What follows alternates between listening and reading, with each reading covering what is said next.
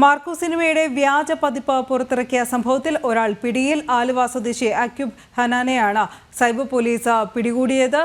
Instagram വഴിയായിരുന്നു സിനിമയുടെ വ്യാജ പതിപ്പിന്റെ പ്രചരണം. ജിജീഷ് കരുണാകരൻ വിവരങ്ങളുമായി ചേരുന്നു. ജിജീഷ്, വിശദാംശങ്ങൾ.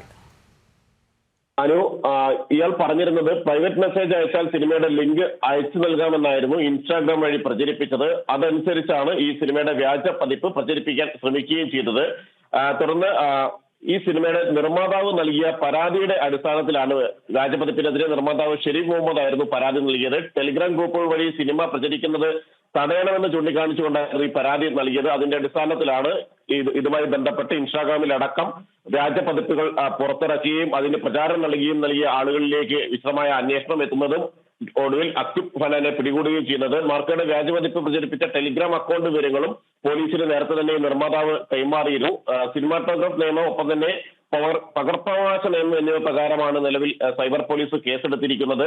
ഇത് ആദ്യമായല്ല. ഏറ്റവും ഒടുവിൽ ഇതിന് തൊട്ട് മുമ്പ് ARM സിനിമയുടെ അജയന്റെ 2ാം മോസം എന്ന ചിത്രത്തിന്റെ വ്യാജ പതിപ്പും ഇത്തരത്തിൽ പുറത്തിറക്കിയിരുന്നു. അന്ന് സംവിധായകൻ ജിതിൻലാൽ നൽകിയ പരാതിയുടെ അടിസ്ഥാനത്തിൽ സൈബർ പോലീസ് തന്നെയായിരുന്നു പ്രതികളെ ബംഗളൂരിൽ നിന്ന് പിടികൂടിയത്. തമിഴ്നാട് സ്വദേശിയായ പ്രവീൺ കുമരേശൻ എന്നിവരായിരുന്നു അന്ന് പിടിയിലായത്.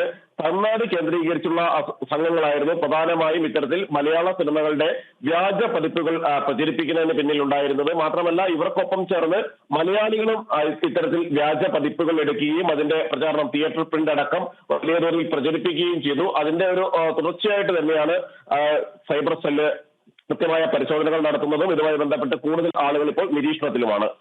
ശരി ജിജീഷ്.